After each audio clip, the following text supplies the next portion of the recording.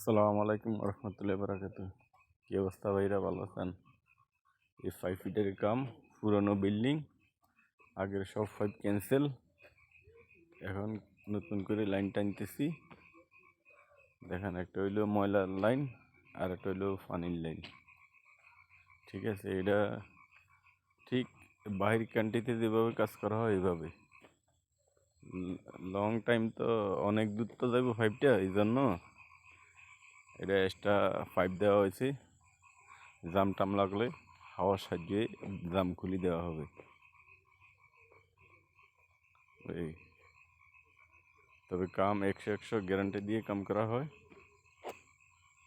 আপনারা যোগাযোগ করতে পারেন, ইনশাল্লাহ কামের কোনো ক্ষতি হবে না, গ্যারান্টির মাধ্যমে কাজ করা হবে। আশা করি সবাই ফলো করবেন, লাইক দিবেন।